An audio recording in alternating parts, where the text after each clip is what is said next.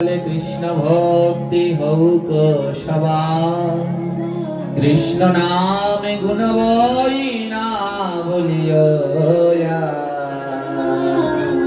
আপনি সবারে প্রভু করে উপদেশ,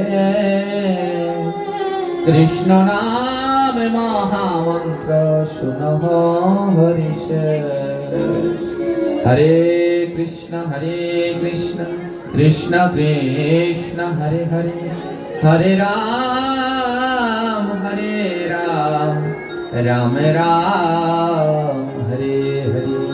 প্রভু কাহে কহিলাম এই মহামন্ত্র, ইহা জপ গিয়া সবে হইয়া নিবন্ধ, ইহা হইতে সর্বসিদ্ধি হইক সবার, সর্বক্ষণ বলই হে বিধি নাহিয়া। মহাপ্রভু বললেন, প্রভু কহে কহিলাম এই মহামন্ত্র, ইহা জপ করো সবে হইয়া নিবন্ধ। মহাপ্রভু বললেন অবশ্যই এই মহামন্ত্র সবাই জপ করো। তাই সকলের একান্ত উচিত মহামন্ত্র জপ করা। এই যে আমরা একটু আগে বললাম জয় সচিনন্দন জয় গৌর হরি বিষ্ণু প্রিয়ার প্রাণধন বিহারী, এতে কি আমাদের পাপ হলো? জয় বলুন, পাপ হলো? এটা বড় সুন্দর মধুর নাম, কিন্তু আমার মহাপ্রভু যে নাম দিয়েছেন ও সর্বশ্রেষ্ঠ। তাই ওই মন্ত্রমালায় অবশ্যই জপ করো, এই মন্ত্র কীর্তন করো। কি অসুবিধা? আমরাও বললাম, কোনো অসুবিধা নেই।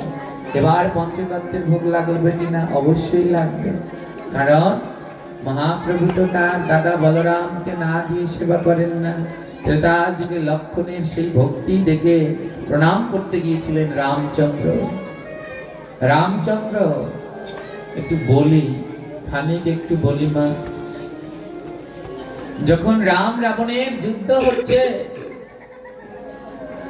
মেঘনাদকে বধ করার মতো শক্তি কারণে বিভীষণ বলল এই মেঘনাদকে সেই বধ করতে পারবে যে 14 বছর ধরে কোনো আহার করেনি, যে 14 বছর ধরে কোনো আহার করেনি।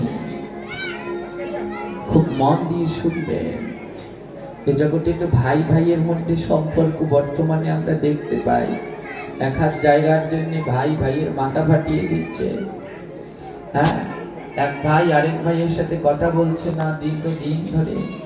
এগুলো ভাই ভাইয়ের সম্পর্ক হতে পারে না। এর জন্য বললেন বেশি করে রামায়ণ পড়ো, রামায়ণ চর্চা করো। ভাই ভাইয়ের সম্পর্ক কেমন হয় সেটা রাম লক্ষ্মণকে দেখে শিখো। তোমার রাম আর লক্ষ্মণ কি আপন ভাই? জোরে বলবেন, আপন ভাই। আপন ভাই না, কিন্তু আজও যদি ভাইয়ের মধ্যে কেউ মিল খোঁজে, বলে ভাই না, যেন রাম আর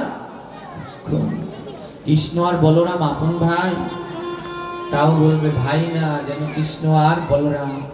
গৌরার নিতাই আপন ভাই, বলবে ভাই না, যেন গৌরার নিতাই।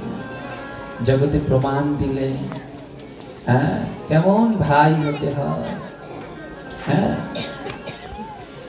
মা কৌশল্যা, কৈকেয়ী আর সুমিত্রা, এদের কোনো সন্তান ছিল না। তাই রাজা দশরথ পুষ্টেত্রীয় যজ্ঞ করলেন। সেই যজ্ঞ থেকে এক বাটি পায়েস উঠে এসলো, আর সেই পায়েস গুরুদেব দিলেন, নাও রাজা, এই পায়েস নিয়ে তোমার বড় রানীকে দাও। এই পায়েস ভক্ষণ করলে নারায়ণ সমপুত্র হবে তোমার। আর দশরথ নিয়ে সেই পায়েস দিল মা কৌশল্যাকে। মা কৌশল্যা ওই পায়েস খেলে তার পুত্র হবে, কিন্তু বাকি দুই রানীর তো আর হবে না। মা কৌশল্যা ছিল বড় দয়ালু। কৈকেয়ী কাঁদছে, পাশে বসে কৈকেয়ী কাঁদছে। মা কৌশল্যা বললে, হে ভগবান, আমার সন্তান হবে আর আমার দুই ছোট বোন, ওদের সন্তান হবে না, এ তো হতে পারে না। এর জন্য বললে রামায়ণ পড়ো, পড়ে শিক্ষা গ্রহণ করো।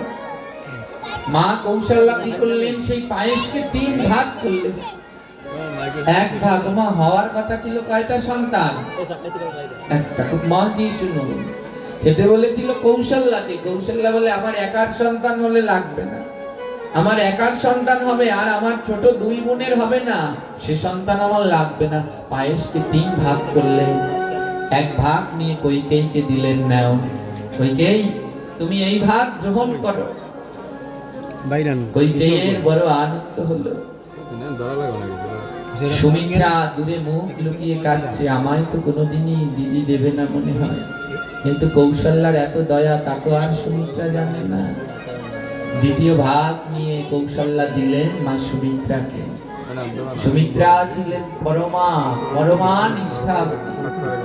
সুমিত্রা কৌশল্যার চরণ জড়িয়ে ধরে বলল, দিদি, আমি তো ভেবেছিলাম আমার মতো হতভাগীর কোনোদিন সন্তানই হবে না, কিন্তু তোমার এত দয়া, তোমার ভাগ থেকে এক ভাগ আমায় দিলে।